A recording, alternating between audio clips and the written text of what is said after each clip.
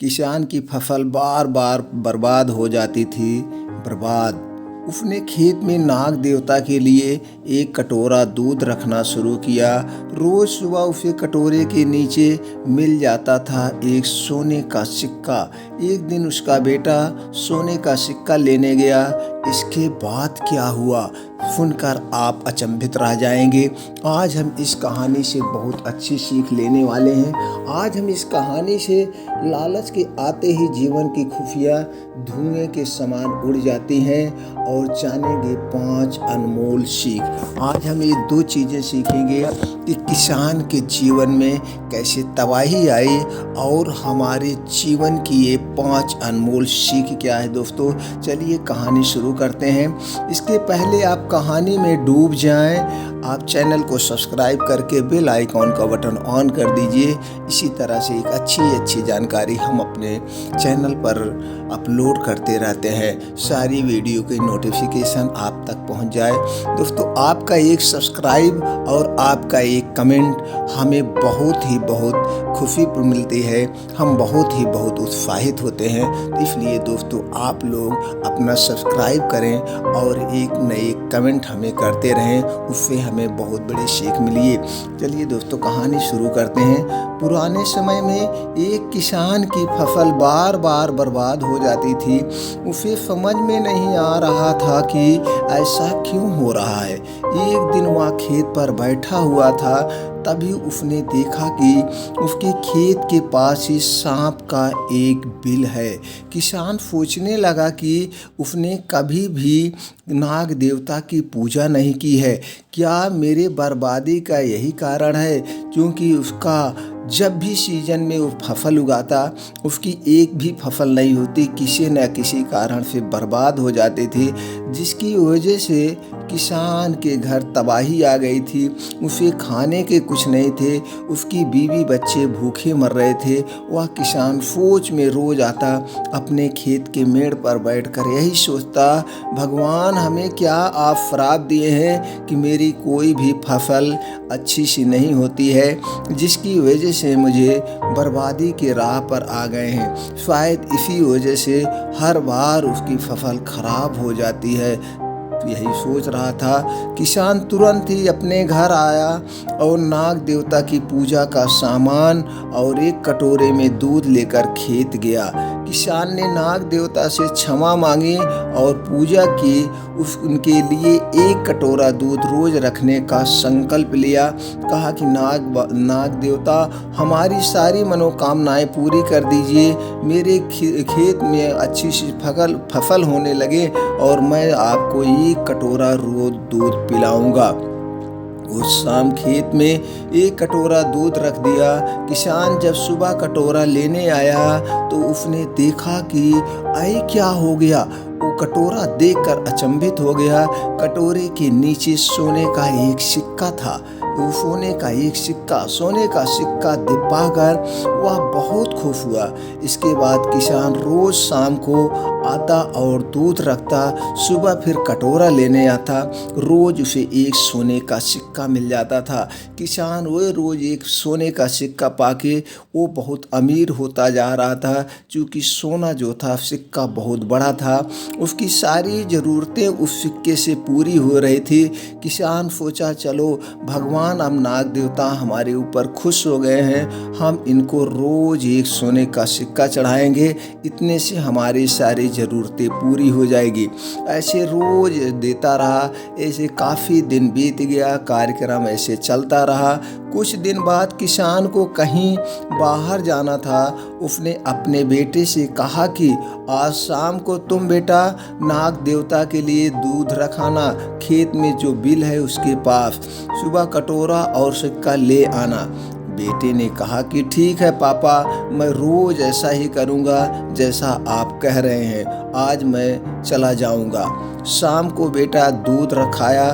सुबह जब वह कटोरा लेने गया तो उसने सोचा कि सांप बहुत कंजूस है, सिर्फ एक ही सिक्का रखता है, उसके पास बहुत सारे सिक्के होंगे, एक ही सिक्का क्यों देता है, हमको ढेर सारा सिक्का दे दे तो मेरे पास बहुत ज़्यादा सिक्का हो जाएगा, मैं बहुत अमीर हो जाऊंगा। लेकिन वह रोज एक ही क्यों देते हैं? क्यों ना मैं सांप को मार दूं और उसके बिल से सारे सिक्के निकाल लूं। ऐसा सोचकर उसने एक डंडे से सांप को मारने की कोशिश की, लेकिन सांप बच गया। सांप ने खुद की रक्षा के लिए किसान के बेटे को डस लिया और वह उसी समय वहीं पर मर गया। अब जब किसान वापिस आता है बाहर से और देखता है कि उसका बेटा मर गया, किसान को बहुत पछतावा होता है। वह जाता है और कहता है, नाग देवता, ऐसा आपने क्यों किया? आपने मेरे बेटे को क्यों डसा? सांप निकलते हैं, नाग देवता निकलते हैं और कहते हैं, बगल में डंडा रखा है, डंडा देख लो, मेरा सर देख लो, डंडे में जो खून लगा है इसको भी देख लो। हमारे साथ क्या बीता है, उसने क्या मेरे साथ किया है। मैं मजबूरी में मुझे डसना पड़ा और तुम्हारा बेटा मर गया। हमें भी पछतावा है, लेकिन अब क्या करें? अब पछताने से क्या होता है? इस कहानी से हमें क्या सीख मिलती है? छोटी सी कहानी से सीख यही हमें मिलती है, किसी भी स्थिति में लालच नहीं करना चाहिए। किसान का बेटा लोभ की वजह से मारा गया। लालच किसी भी व्यक्ति का जीवन बर्बाद कर सकता है। जो लोग हमेशा लालच करते हैं उन्हें जीवन में कभी न कभी सुख शांति नहीं मिलती है। इस बुराई से हमें बचना चाहिए। धनी होने के बाद भी यदि किसी व्यक्ति को लालच और पैसों का मोह हो तो उसे कोई गरीब नहीं हो सकता है। लालच कितनी भी बुरी बला है, इसे जानने और उसे बचने के लिए हमें कुछ न कुछ जीवन में करते रहना चाहिए। जीवन में हर किसी चाह होती है कि उसके पास सुख संपत्ति आदि सभी चीज़ें हमेशा सिर्फ बनी रहे, बल्कि उसे दिन रात बढ़ोतरी हो। वैसे इंसान को जीवन जीने के लिए प्रकृति ने हर एक चीज़ उपलब्ध करा रखी है जो उसे जीवित रहने के लिए जरूरी है। लेकिन जैसे ही इंसान अपनी ज़रूरतों से ऊपर उठकर कई चीज़ों को बटोरने और इकट्ठा करने जैसी लालच में फंसता है तो वो अपने जीवन का सुकून खो देता है। लालच एक ऐसी आदत है जो किसी को लग जाए तो उसके बर्बाद कर देती है। इसलिए लालच से हमें बचना चाहिए।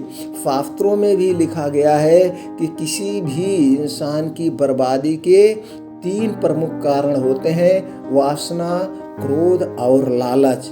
लालच के तमाम दुष्परिणामों को देखते हुए हमारे तमाम संतों महापुरुषों ने हमसे इससे बचने और त्यागने की सीख देते रहे हैं। ज़रूरत से ज़्यादा कोई भी चीज़ आपके लिए बिल्कुल वैसे ही नुकसानदायक होती है जैसे अधिक प्रकाश होने पर रोशनी आपके अंधे होने का कारण बन जाती है। ऐसे में हर किसी को इस बात पर हमेशा चिंतन करना चाहिए कि उसे लालच का अंत करना है या फिर लालच के कारण खुद का अंत करना है।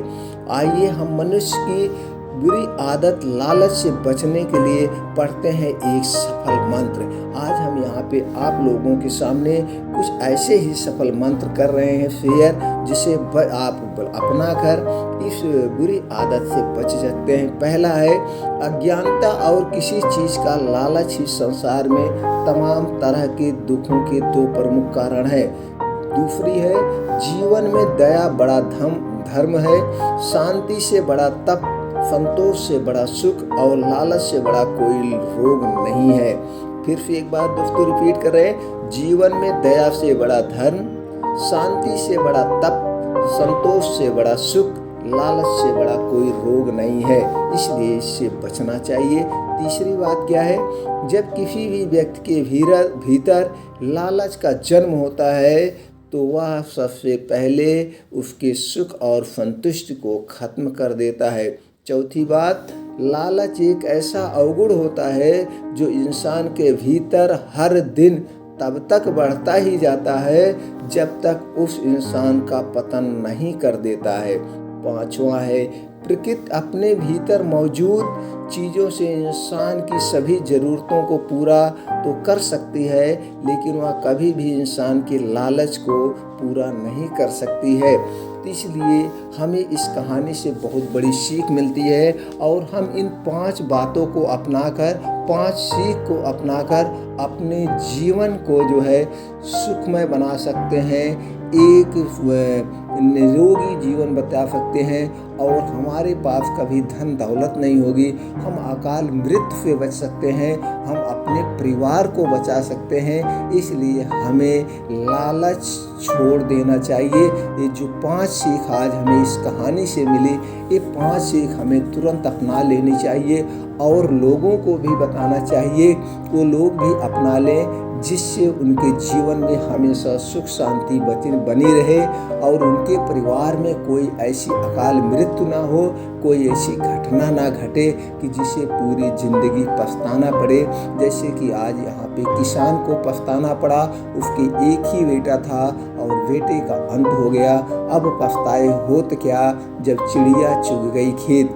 इसलिए दोस्तों, ये कहानी ज़्यादा से ज़्यादा लोगों तक शेयर करें, सबको एक सीख मिले और सब अपने जीवन में इस कहानी से जो हमें 5 सीखें मिले, अपने जीवन में वो भी उतार लें, जैसे उनके घर में भी कोई आकस्मिक घटना ना हो जिससे उनको पूरा जीवन पछताना पड़े। तो दोस्तों, हमारा आपका एक उद्देश्य होना चाहिए, कोई भी अच्छी जानकारी ज़्यादा से ज़्यादा शेयर किया जाए। अगर ये कहानी आपको अच्छी लगी दोस्तों, ज़्यादा से ज़्यादा शेयर करें और हमें कमेंट बॉक्स में और किससे रिलेटिव कहानी आप सुनना चाहते हैं बताएं, हम उससे रिलेटिव कहानी, अच्छी से अच्छी कहानी आप लोगों तक पहुंचाते रहेंगे। यही हमारा उद्देश्य है, स्वस्थ भारत, नेक भारत का निर्माण किया जाए और लोग दोस्तों खुश रहें। जय श्री राम, राधे राधे।